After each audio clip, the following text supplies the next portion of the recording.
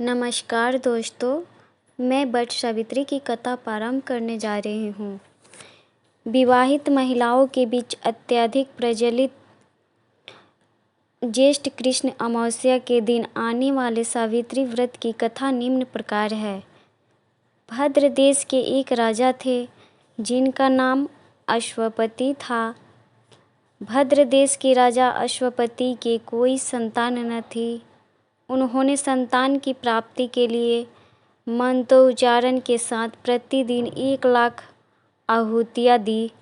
18 वर्ष तक यह क्रम जारी रहा। इसके बाद सावित्री ने प्रकट होकर वर दिया कि राजन, तुझे एक तेजस्वी कन्या पैदा होगी। सावित्री देवी की कृपा से जन्म लेने के कारण से कन्या का नाम सावित्री रखा गया। कन्या बड़ी होकर बेहद रूपवान हुई। योग वर न मिलने की वजह से सावित्री के पिता दुखी थे। उन्होंने कन्या के स्वयं वर तलाशने के लिए भेजा। सावित्री तपोवन में भटकने लगी।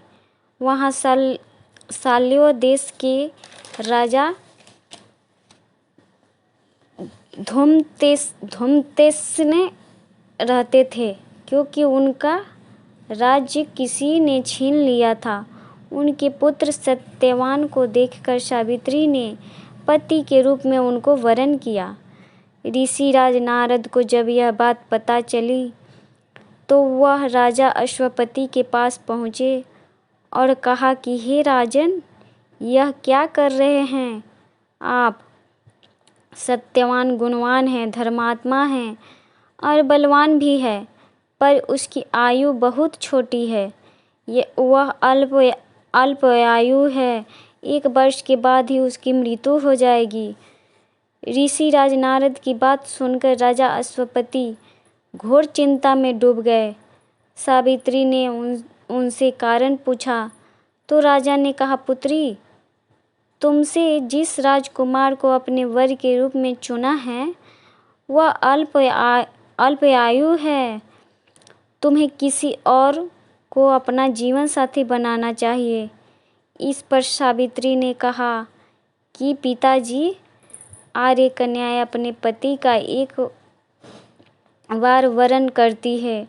राजा एक बार ही आज्ञा देता है और पंडित एक बार ही प्रतिज्ञा करते हैं और कन्यादान भी एक बार ही किया जाता है। सावित्री हठ करने लगी और बोली, मैं सत्यवान से ही विवाह करूंगी। राजा अश्वपति ने सावित्री का विवाह सत्यवान से कर दिया।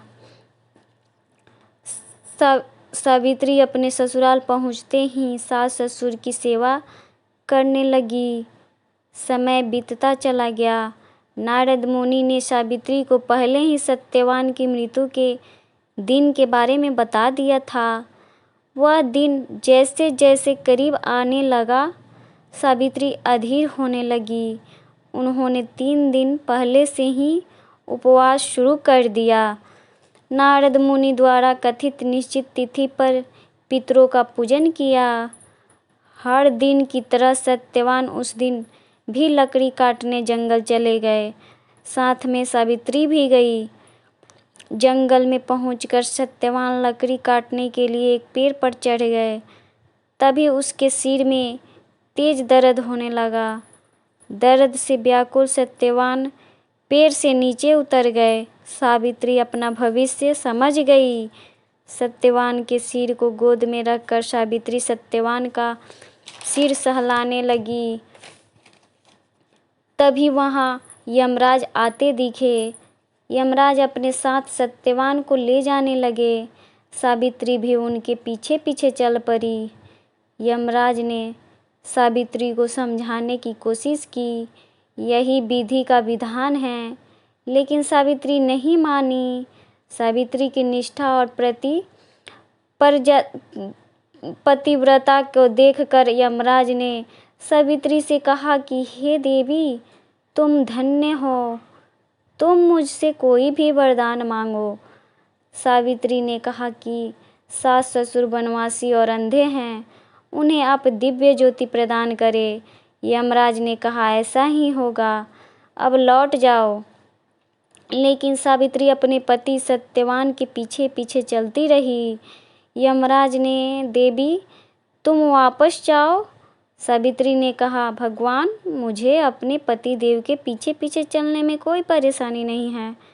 पति के पीछे चलना मेरा कर्तव्य है। यह सुनकर उन्होंने फिर से उसे एक और मांगने के लिए कहा। सावित्री बोली, हमारे ससुर का राज्य छीन गया है, उसे पुनः वापस दिला दीजिए। यमराज ने सावित्री को वरदान भी दे दिया और कहा, अब तुम लौट जाओ। लेकिन सावित्री पीछे पीछे चलने लगी। इस पर सावित्री ने 100 संतानों और सौभाग्य का वरदान मांगा। यमराज ने इसका वरदान भी सावित्री को दे दिया। सावित्री ने यमराज से कहा कि प्रभु, मैं एक पतिव्रता पत्नी हूँ और आपने मुझे पुत्रवती होने का आशीर्वाद दिया है। यह सुनकर यमराज को सत्यवान के प्राण छोड़ने पड़े। यमराज अंतर्ध्यान हो गए और सावित्री उसी वट वृक्ष के पास आ गई जहाँ उसका पति मृत शरीर पड़ा था।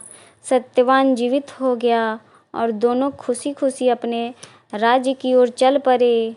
दोनों जब घर पहुँचे तो देखा कि माता पिता को दिव्य ज्योति प्राप्त हो गई है। इस प्रकार सावित्री सत्यवान चिरकाल तक राज्य सुख भोगते रहे। अतः पतिव्रता सावित्री के अनुरूप ही प्रथम आपने सास ससुर का उचित पूजन करने का साथ ही अन्य विधियों को प्रारंभ करे। बट सावित्री व्रत करने और इस कथा को सुनने से उपवासक के वैवाहिक जीवन या जीवन साथी की आयु पर किसी प्रकार की कोई संकट आया भी हो तो टल जाता है। Thanks for watching.